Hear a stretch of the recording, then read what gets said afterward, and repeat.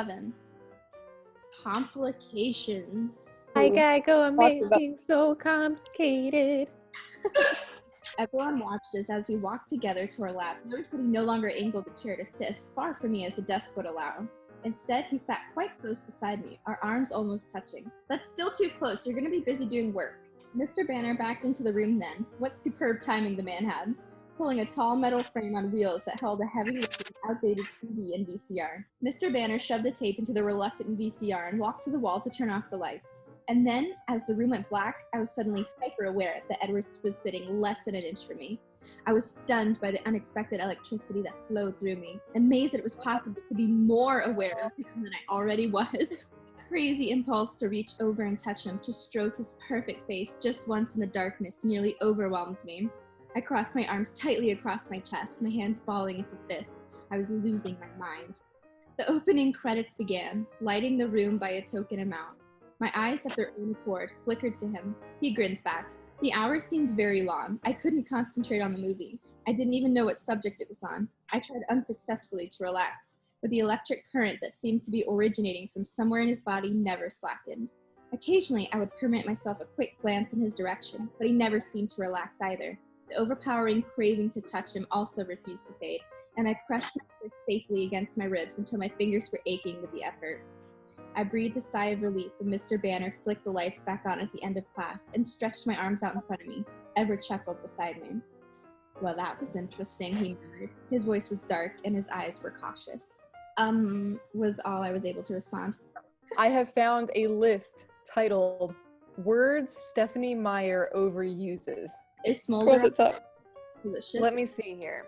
This is a long list. Chuckle is on here, smoldering and smirk. So ones that we've already kind of pointed out. The good old razzle dazzle's on here. I'll share that link with you guys. Keep going. I just glanced in my camera and the lighting made it look like I'm bald all the way till back there. I turned to say goodbye. His face startled me. His expression was torn, almost pained. My goodbye stuck in my throat. I walked into the gym, lightheaded and wobbly. I drifted to the locker room, changing in a trance-like state, only vaguely aware that there were other people surrounding me. Reality didn't fully set in until I was handed a racket. Do you want to be a team? Thanks, Mike. You don't have to do this, you know. I grimaced apologetically. Don't worry, I'll keep out of your way, he grinned. It didn't go smoothly. I somehow managed to hit myself in the head with my racket and clip Mike's shoulder on the same swing. Despite being handicapped by me, Mike was pretty good. He won 3 games out of 4 single-handedly. He gave me an unearned high five when the coach finally blew the whistle ending class. So he said as we walked off the court. So what? You and Colin, huh? He asked, his tone rebellious. That's none of your business, Mike, I warned, internally cursing Jessica straight to the fiery pits of Hades. Honest. So dramatic. I don't like it, he muttered anyway. You don't have to, I snapped. I waved and fled to the locker room. I was wondering if Edward would be waiting, or if I should meet him at his car. What if his family was there? I felt a wave of real terror. Did they know that I knew? Was I supposed to know that I knew that I... Wait, was I supposed to know that they knew that I knew or not? Insert Phoebe in the episode, the one where they all find out. But they don't know that we know that they know that we know. Yeah. You know? Yes! But my worries were unnecessary. Edward was waiting, leaning casually against the side of the gym, his breathtaking face untroubled now. As I walked to his side, I felt a peculiar sense of release. Hi, I breathed, smiling hugely. Hey! Yes. Hello. His answering smile was brilliant. How was Jim? My face fell a tiny bit. Fine, I lied. Really? He was unconvinced. His eyes shifted their focus slightly, looking over my shoulder and narrowing. I glanced behind me to see Mike's back as he walked away. Newton's getting on my nerves. You weren't listening again. I was horror-struck. How's your head? He asked innocently. You're unbelievable. Edward's funny in the book. I turned, stomping away in the general direction of the parking lot. He kept up with me easily. You were the one who mentioned how I'd never seen you in gym. Made me curious. I walked in silence, a furious, embarrassed silence on my part, to his car. But I had to stop a few steps away. A crowd of people, all boys, were surrounding it. They were actually circled around Rosalie's red convertible. Ostentatious, he muttered. What kind of car is that? I asked. An M3. It's a BMW, he rolled his eyes, not looking at me. We drove the Z3, didn't we? But M3 sounds familiar, as if... It might have, never mind. I was about to say something I shouldn't have said. This is a secret. I take it to my grave. No, go away, Allison. I nodded. I heard of that one. Are you still angry? He asked as he carefully maneuvered his way out. Definitely. He sighed. Will you forgive me if I apologize? Maybe, if you mean it. Then I'm very sorry I upset you. His eyes burned with sincerity for a protracted moment, and then turned playful. And I'll be on your doorstep bright and early Saturday morning. Is it later yet? I asked significantly. He frowned. I suppose it is later. I kept my expression polite as I waited. He stopped the car. I looked up, surprised. Of course we were already at Charlie's house, parked behind the truck. When I looked back at him, he was staring at me, measuring with his eyes. And you still want to know why you can't see me hunt? He seemed solemn, but I thought I saw a trace of humor deep in his eyes. Well, I clarified, I was mostly wondering about your reaction. I apologize for scaring you, he persisted with a slight smile, but then all evidence of teasing disappeared. When we hunt, he spoke slowly, unwillingly. We give ourselves over to our senses, govern less with our minds, especially our sense of smell. If you were anywhere near me when I lost control that way. He shook his head, still gazing morosely at the heavy clouds. I kept my expression firmly under control, expecting the swift flash of his eyes to judge my reaction that soon followed. But our eyes held, and the silence deepened and changed. Flickers of the electricity I had felt this afternoon began to charge the atmosphere as he gazed unrelentingly into my eyes. When I drew in a jagged breath, breaking the stillness, he closed his eyes. Bella, I think you should go inside now. I opened the door, and the Arctic draft that burst into the car helped clear my head. Oh, Bella, he called after me, his voice more even. He leaned toward the open window with a faint smile on his lips. Yes? Tomorrow, it's my turn. Your turn to what? He smiled wider, flashing his gleaming teeth. Ask the questions. And then he was gone, the car speeding down the street and disappearing around the corner before I could even collect my thoughts. I smiled as I walked to the house. It was clear he was planning to see me tomorrow, if nothing else. That night, Edward starred in my dreams, as usual. The leading man. However, the climate of my unconsciousness had changed. I thrilled with the same electricity that had charged the afternoon, and I tossed and turned restlessly, waking often. When I woke, I was still tired, but edgy as well. I pulled on my brown turtleneck and the inescapable jeans, sighing as I daydreamed of spaghetti straps and shorts. Breakfast was the usual quiet event I expected. Charlie fried eggs for himself. I had my bowl of cereal. Charlie left then, with a goodbye wave, and I went upstairs to brush my teeth and gather my books. When I heard the cruiser pull away, I could only wait a few seconds before I had to peek out of my window. The silver car was already there, waiting in Charlie's spot on the driveway. I bounded down the stairs and out the front door, wondering how long this bizarre routine would continue. I walked to the car, pausing shyly before opening the door and stepping in. He was smiling, relaxed, and as usual, perfect and beautiful to an excruciating degree. It sounds like a teenager wrote this and be like, "He's the most beautiful boy I've ever seen." Yeah, like her diary. Yeah. Good morning. His voice was silky. How are you today? His eyes roamed over my face as if his question was something more than simple courtesy.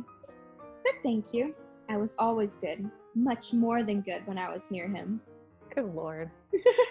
His gaze lingered on the circles under my eyes. You look tired. If some guy that I'm just like starting to date Yeah. is like fixated by these guys and tells me all the time, it's going to be a real quick, Bye-bye. yeah, it'll be a quick relationship. He's also like angry all the time. Like I would not be okay with that. I couldn't sleep at my best, automatically swinging my hair around my shoulder to provide some measure of cover. Neither could I, he teased as he started the engine. I laughed. I guess that's right. I suppose I slept just a little bit more than you did. I'd wager you did. So what did you do last night? I asked. He chuckled. Not a chance.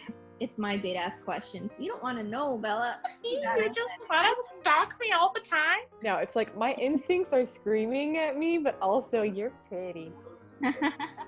This whole book. Oh, that's right. What do you want to know? My forehead creased. I couldn't imagine anything about me that could be in any way interesting to him. What's your favorite color? He asked, his face grave. I rolled my eyes. It changes from day to day. What's your favorite color today? Probably brown. Brown? He asked skeptically. Sure. Brown is warm. He considered for a moment, staring into my eyes. Brown is warm.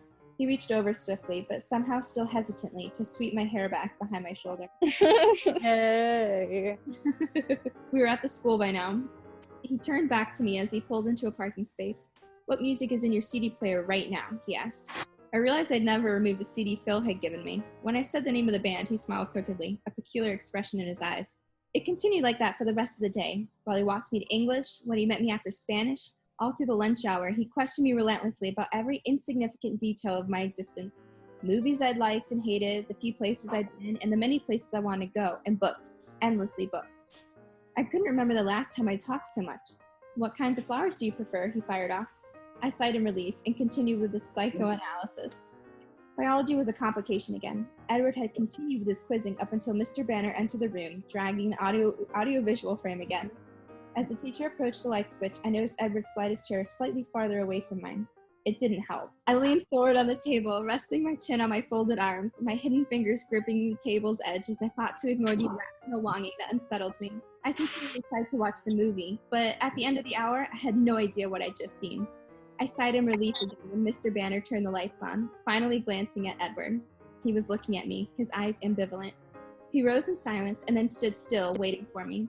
We walked toward the gym in silence, like yesterday. And, also like yesterday, he touched my face wordlessly, this time with the back of his cool hand, stroking once from my temple to my jaw before he turned and walked away. Gym passed quickly as I watched Mike's one-man badminton show. He didn't speak to me today, either in response to my vacant expression or because he was still angry about our squabble yesterday. Somewhere in a corner of my mind, I felt bad about that, but I couldn't concentrate on him. But I don't care. I don't care. I hurried to change afterward, ill at ease, knowing the faster I moved, the sooner I would be with Edward. The pressure made me more clumsy than usual, but eventually I made it out the door, feeling the same release when I saw him standing there, a wide smile automatically spreading across my face. He smiled in reaction before launching into more cross-examination. His questions were different now, though, not as easily answered. He wanted to know what I missed about home, insisting on descriptions of anything he wasn't familiar with. We sat in front of Charlie's house for hours as the sky darkened and rain plummeted around us in a sudden deluge. His quiet, probing questions kept me talking freely, forgetting, in the dim light of the storm, to be embarrassed for monopolizing the conversation. Finally, when I had finished detailing my cluttered room at home, he paused instead of responding with another question. "Are you finished?" I asked in relief. "Not even close, but your father will be home soon." "Charlie!" I suddenly recalled his existence and sighed. I looked out at the rain-darkened sky, but it gave nothing away. "How late is it?" I wondered out loud as I glanced at the clock. "It's twilight," Edward murmured.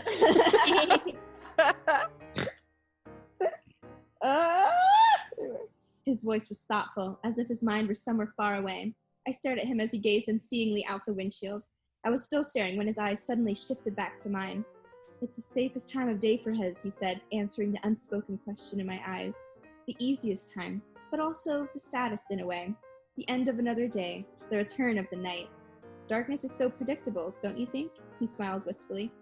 "I like the night. Without the dark, we'd never see the stars," I frowned. "Not that you see them much here."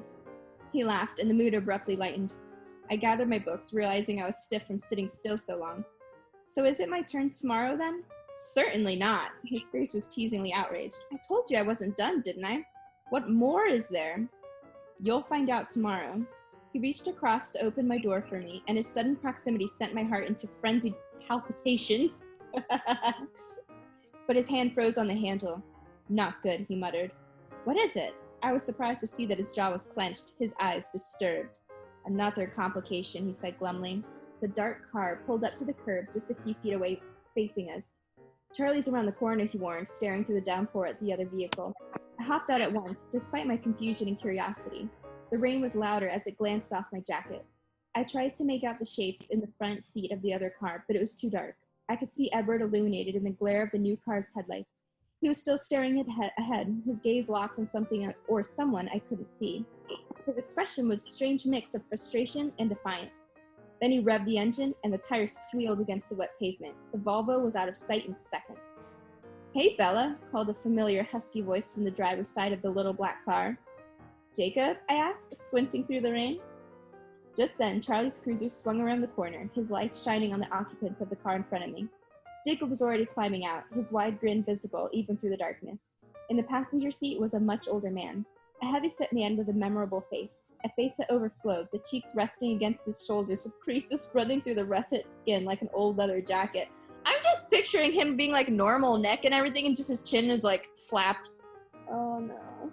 Not a good look. And the surprisingly familiar eyes, black eyes that seemed at the same time both too young and too ancient for the broad face they were set in. Jacob's father, Billy Black.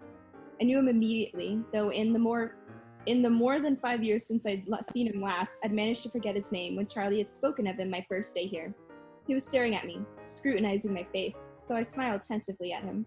His eyes were wide, as if in shock or fear. His nostrils flared. My smile faded. Another complication, Edward had said. Had Billy recognized Edward so easily? Could he really believe the impossible legends his son had scoffed at? The answer was clear in Billy's eyes. Yes. Yes, he could. Yes, we can! Can we do it? Man, end of chapter.